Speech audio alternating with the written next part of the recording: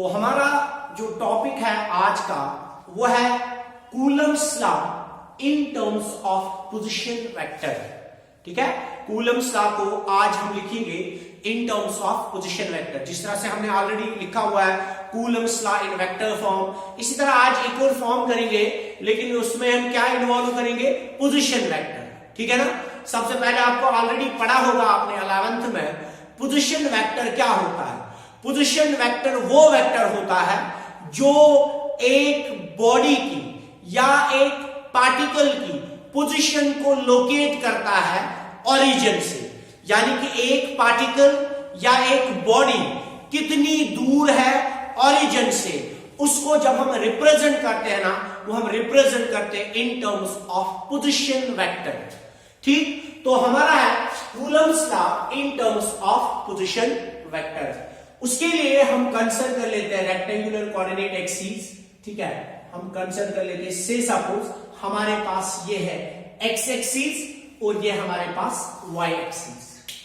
ठीक है, ये हमारे पास एक्स एक्सिस, ये हमारे पास y axis and this is origin.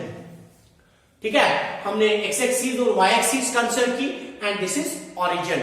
Now let us suppose that we will consider a charge q1। हम कंसिडर कर लेते हैं एक चार्ज, ये कंसिडर कर लेते हैं, इसका मैं नाम देता हूं q1। और इस चार्ज का जो पोजिशनल वेक्टर है, late us suppose that position vector is, ऐसे मैं रिप्रेजेंट करूंगा r1 वेक्टर।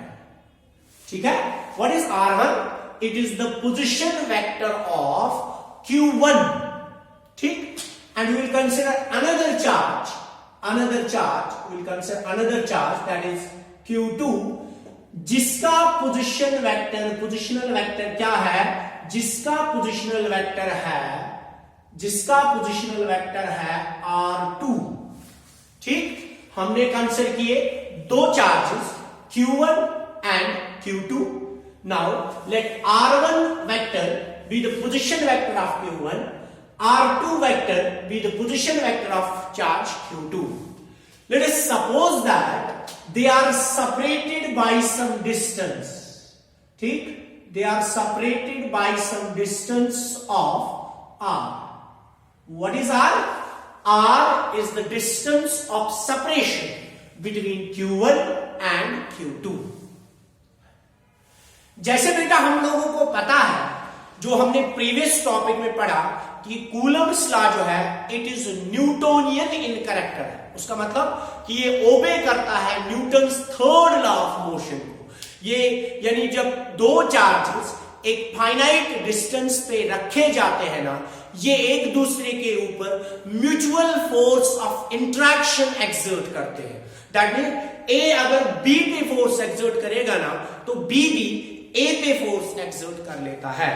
नाउ तो इसका मतलब अगर हमारे पास ये पॉजिटिव चार्ज q1 है और दूसरा भी हमारे पास क्या है, पॉजिटिव चार्ज q2, और इनको हमने एक फाइनाइट डिस्टेंस पे रखा है, तो ये एक दूसरे के ऊपर फोर्स एक्सर्ट करते हैं। जैसे हमने ऑलरेडी प्रीवियस लेक्चर में पढ़ा है, ये एक दूसरे के ऊपर फोर्स एक्सर्ट करेंगे।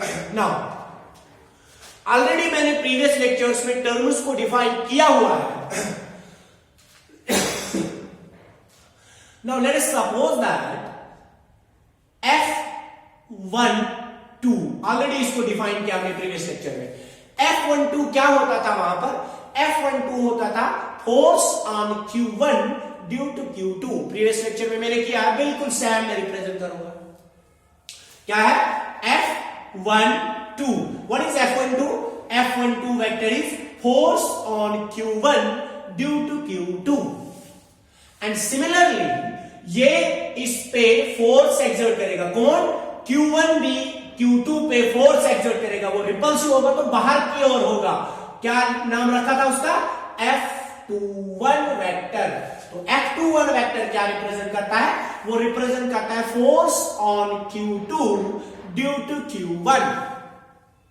एंड उसके बाद हमने क्या कंसिडर किया था? उसके बाद हमने कंसिडर किया था लेट R12 वेक्टर। ठीक, let R12 vector is the displacement vector. कहां से कहां तक? ये ऑलरेडी पढ़ा था, कहां से कहां तक, फ्रॉम Q1 टू Q2 इस डायरेक्शन में। मैंने डॉटेड डाल रहा हूं ना, ये डॉटेड लाइन जो मैंने डाली ये रिप्रेजेंट करता है डायरेक्शन, कहां से कहां की डायरेक्शन, Q1 से लेके Q2 की डायरेक्शन से। सपोज Q1 रख लेते हैं पॉइंट, इसको नाम रखते हैं पॉइंट A, इसको नाम रखते हैं Q2 को, यह है पॉइंट B पे, ठीक। नाउ तो R12 वेक्टर क्या है, R12 वेक्टर है डिस्प्लेसमेंट वेक्टर, कहां से, वो है फ्रॉम Q1 टू Q2।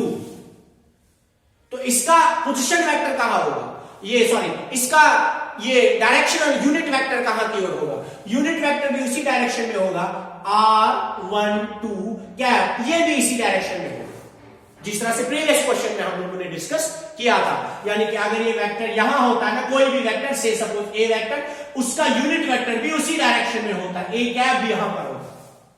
इसी तरह लेट R21 ऑलरेडी ये डिफाइन की गई vector is the displacement vector, कि जो R21 है ये क्या है, यह है डिस्प्लेसमेंट वेक्टर, कहां से, Q2 से लेके Q1 तक। मैं डॉटेड से डायरेक्शन दिखाऊंगा, डॉटेड एरो से, और इसका डिस्प्लेसमेंट पोजीशन वेक्टर भी यही, ये क्या नाम इसका, यूनिट वेक्टर भी वही होगा, ये यूनिट वेक्टर इसका, ठीक। जिस डायरेक्शन में वेक्टर उसी डायरेक्शन में उसका क्या, यूनिट वेक्टर।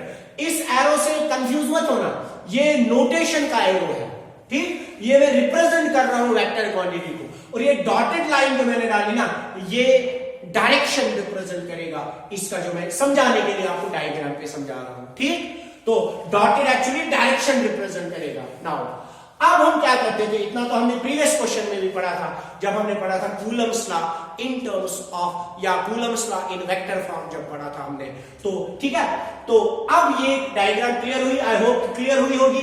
फिर से एक बार सुनिएगा सो दैट आपको टर्म्स क्लियर हो जाए। मैंने क्या कंसिडर किए, मैंने दो चार्जेस कंसिडर किए, Q1 Q2 which are located at point A and B in the rectangular coordinate system X and Y। उसके बाद हमने क्या कंसिडर किया, लेट R1 जो है it is the position vector of Q1 and R2 जो है it is the position vector of Q2। उसके बाद बाकी सारी टर्म्स प्रीवियस क्वेश्चन की, जैसे कि हमें पता है दो लाइक चार्जेस को अगर हम एक फाइनाइट डिस्टेंस पे रखेंगे तो क्या करेंगे, एक दूसरे के, ये एक दूसरे के ऊपर फोर्स ऑफ रिपल्शन एक्सर्ट करेंगे और वो म्यूचुअल इंटरेक्शन होती है। दैट मतलब अगर Q1 Q2 पे फोर्स एक्सर्ट करेगा तो Q2 भी Q1 पे फोर्स एक्सर्ट करता है, उसको मैंने रिप्रेजेंट किया, F12 is the force on Q1 due to Q2 and F21 is the force on Q2 due to Q1।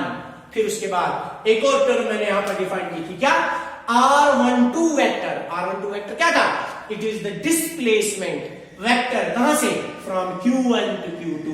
अगर R12 वेक्टर यहां की ओर है, ऑब्वियसली इसका यूनिट वेक्टर भी वही की ओर होगा, R12 कैप डाला है। इसी तरह मैंने लिखा R21 वेक्टर, ये R12 वेक्टर क्या है, R21 वेक्टर क्या है, R21 वेक्टर है डिस्प्लेसमेंट वेक्टर, कहां से, Q2 से लेके Q1 तक। सिमिलरली इसका यूनिट वेक्टर भी उसी डायरेक्शन में होगा, ये हो गया हमारा। देयरफॉर जैसे कि हमें पता है, देयरफॉर अकॉर्डिंग टू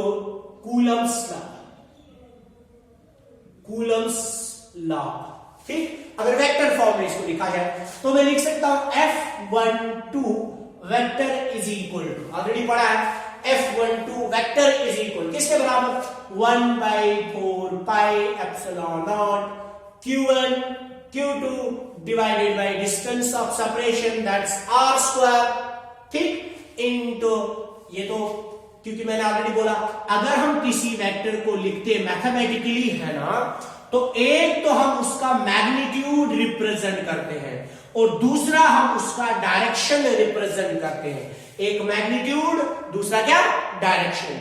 ये अगर वेक्टर है, फोर्स वेक्टर है, तो ये इसका मैग्नीट्यूड है ये पूरा, और इसकी डायरेक्शन रिप्रेजेंट करेगा क्या, इसका यूनिट वेक्टर। कौन है यूनिट वेक्टर, जरा देखिए जरा, ये है ना डायरेक्शन फोर्स की ऊपर है ना, यहां पर है ना ऊपर, तो डिस्प्लेसमेंट वेक्टर कौन सा है, ऑलरेडी समझा है मैंने। अगर फोर्स यहां लग रहा है, ठीक है, डिस्प्लेसमेंट वेक्टर यूनिट वेक्टर भी वही का लगेगा ना, कौन है वो है ना R21, लेकिन क्या बेटा, कैप। फिर फर्दर हमने किया था, अगर हमें यूनिट वेक्टर को लिखना हो हम लिखते हैं a cap is equal to a vector divide by इसका अपना ही मैग्नीट्यूड, यानी यूनिट वेक्टर किसके बराबर होता है mathematically, vector divide by its own magnitude, that means f12 vector will be equal to 1 divided by 4 pi epsilon naught q1 q2 divided by r square into क्या आएगा बेटा, into आएगा r21, लेकिन क्या vector divided by r21 vector, लेकिन इसका क्या magnitude.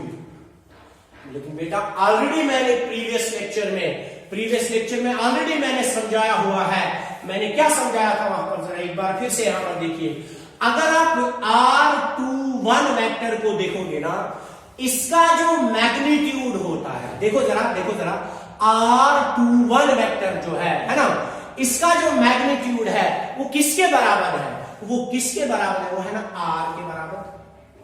ठीक, देखो a चार्ज, a पे एक पॉइंट है, a b पॉइंट है, ठीक, चाहे आप a से b की ओर जाओ या b से a की ओर जाओ, ठीक है ना, इस वाली डायरेक्शन से, ठीक है ना, अगर डायरेक्शन यहां होगी, ठीक है, मैग्नीट्यूड तो सेम रहेगा, चाहे आप a से b की ओर जाओ मैग्नीट्यूड विल बी सेम, चाहे आप b से a की ओर जाओ magnitude will be same.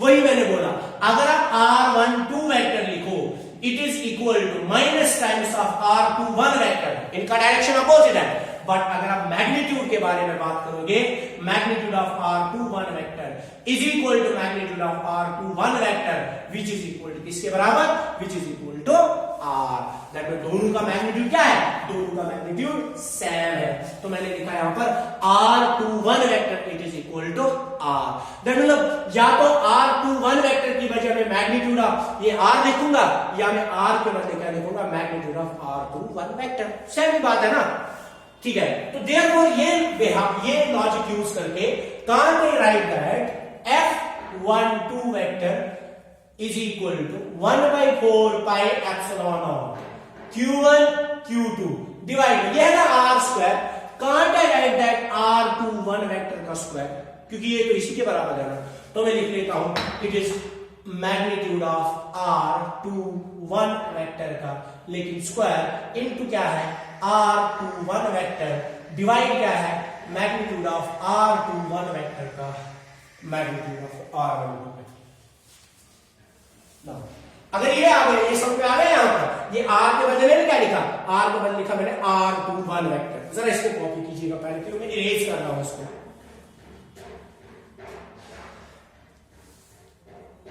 Now देखिएगा यहां ये समझ में आया आपको, इसका मैग्नीट्यूड सेम होता है।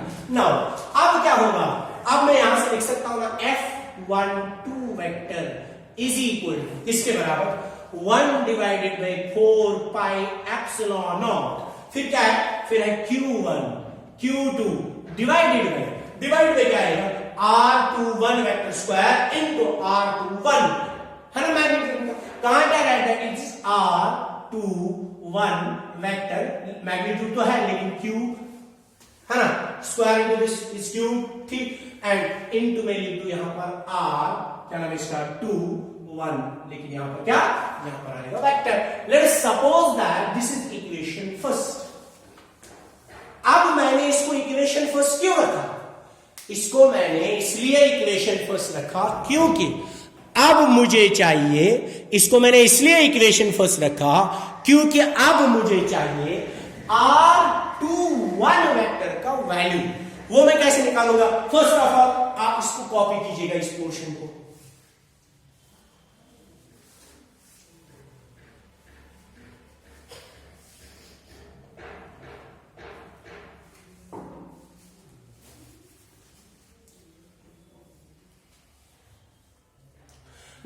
देखिएगा बेटा, अब हमें क्या निकालना है, अब हमें निकालना है ये r21 वेक्टर चाहिए हमें, ठीक है, तो ये कैसे आएगा, जरा ध्यान से देखिएगा, ध्यान से देखिएगा, अब देखिए ये तो कर दिया मैंने इरेज, अब जरा ध्यान से देखिए क्या करना है, बहुत इजी है। देखिए हमने ऑलरेडी पढ़ा हुआ है ट्रायंगल लॉ ऑफ वेक्टर्स, है ना, क्योंकि ट्रायंगल ऑफ वेक्टर्स का स्टेटमेंट ये है कि अगर हमारे पास दो वेक्टर्स हैं, से सपोज वेक्टर ए एंड हमारे पास है vector B, such that they forms the two sides of a triangle. अगर हमारे पास दो वेक्टर्स है ए एंड बी, ये इस तरह से है कि ये दो साइड्स बना रहे हैं। किसके दो साइड्स बना रहे हैं? एक ट्रायंगल के दो साइड्स बनाते हैं। देन इनका जो रिजल्टेंट होता है that will be given by completing the third side of the triangle, but take in opposite order. That means third side जो होगा ना R, this is called result and it is equal to A vector plus B vector. फिर से एक बार बताता हूं, triangle of vectors हमने पढ़ा है ना। ट्रायंगल ऑफ वेक्टर्स में हमने क्या पढ़ा है कि अगर हमारे पास दो वेक्टर्स होंगे like A vector and B vector, और ये दो वेक्टर्स दो साइड्स बनाते हैं किस चीज के? ट्रायंगल के। देन अगर आपको इनको ऐड करना है, ठीक है ना, इनका जो रिजल्टेंट देखना है, that will be given by completing the third side of the triangle, but ध्यान ये रखना है order should be opposite. That means अगर A B vector same order गया, आप ये नहीं लिख सकते हो आर, आपने अपोजिट ऑर्डर में जाना है, यहां से जाना है लाइक दिस। अब जरा देखिए मैंने ये क्यों बोला, जरा आप ध्यान देखिए, डायग्राम पे ध्यान दीजिए। अगर आप डायग्राम पे ध्यान देना, डायग्राम में अगर आप देखोगे हमें चाहिए एक्चुअली R21 वेक्टर चाहिए ना, ये ना R21 vector, that means we required actually BA। हमें चाहिए R21 वेक्टर, ठीक है, या R21 वेक्टर। डायग्राम में अगर देखो हमें चाहिए actually BA vector, that's this. तो मैं इसको नोटेट ये रिप्रेजेंट करूंगा, दैट्स दिस वेक्टर। जरा ध्यान से देखिए, OB वेक्टर है ना एक साइड, दूसरा है BA वेक्टर, ठीक, और तीसरा बनेगा ना फिर OA वेक्टर, ट्रायंगल बन जाएगा है ना। एक बार फिर से OA वेक्टर, ये सॉरी OB वेक्टर बना एक साइड, और दूसरा क्या है BA वेक्टर बना दूसरा साइड। तो अगर इसका रिजल्टेंट चाहिए, you have to complete the third side but take in opposite order, ठीक है। जरा ध्यान से देखिए मैं आप कैसे लिखूंगा, तो मैं लिखूंगा by using triangle law of vector addition, triangle of vector addition. तो क्या है इसका स्टेटमेंट, क्या मैं लिख लूं फिर OB वेक्टर एक side this plus BA vector is equal, यानी this side is equal to third side that is OA vector, ठीक। अगर देखा जाए हमें एक्चुअली BA वेक्टर चाहिए, तो BA वेक्टर निकालने के लिए क्या मैं लिख सकता हूं, BA vector is equal to OA vector minus OB vector, ठीक है। तो ये अगर डायग्राम बनाए ना, देखो देखिए ध्यान से देखिए, ये था OB वेक्टर और फिर ये था आपका BA वेक्टर, और फिर ये मैंने थर्ड साइड इसका कंप्लीट किया जिसको हमने नाम रखा था क्या, OA वेक्टर। ये कुछ इस तरह से डायग्राम बन गई, ठीक। That is BA vector is equal OA vector minus OB vector, ठीक है। तो मैं इरेज कर रहा हूं इसको, ध्यान से देखिएगा। नाउ BA वेक्टर है क्या, जरा देखिए BA वेक्टर क्या है, ये है ना ये R21 वेक्टर जो कि मुझे चाहिए। Can't I write that it is R21 vector, यही तो चाहिए था है ना। It is equal to OA vector क्या है, OA वेक्टर क्या है, ये है ना R वेक्टर, आगे ना position vector R1 vector minus OB क्या है, OB है ना R2 वेक्टर। दैट मींस जहां पर मुझे R21 आएगा मैं उसके बाद लिखूं R1 माइनस R2, ठीक। So therefore equation first will become, ठीक, क्या बनेगी फिर, F12 vector is equal 1 divided by 4 pi epsilon naught Q1 Q2 divided by R21 vector का मैग्नीट्यूड है ना, तो लेकिन क्यूब है, लेकिन इसके बदले मैं लिख सकता हूं ना, क्या लिख सकता हूं, इसके मैग्नीट्यूड ऑफ, इसके बदले लिखूं R1 vector minus R2 vector, लेकिन इसका क्या क्यूब, इनटू उसके बदले भी क्या लिखूं उसके बाद भी आएगा R1 vector minus R2 vector. ठीक है, this is what we call, this is the, ठीक है, ये जो मैं अंडरलाइन कर रहा हूं, this is Coulomb's law in terms of positional vector। and similarly फिर मैं ये लिख सकता हूं ना, similarly can't I write that, similarly अगर F21 vector is equal to 1 divided by 4 pi epsilon naught Q1 Q2, यहां पर क्या था, यहां पर था ना F12, यहां पर क्या है R1 माइनस R2, तो यहां पर क्या आएगा बेटा, यहां पर आएगा magnitude of R2 minus R1 vector का cube into R2 vector minus R1 vector. ठीक है, तो दिस प्रूव्स, ये हमने किया Coulomb's law in terms of क्या, in terms of position vector. किसी अभी तक जितने भी टॉपिक मैंने पढ़ाए, किसी को अगर कोई डाउट होगा ना तो मुझे मैसेज कर सकता है, या हम उस डाउट को फिर लाइव सेशन में इंशाल्लाह क्लियर कर देंगे। ठीक है।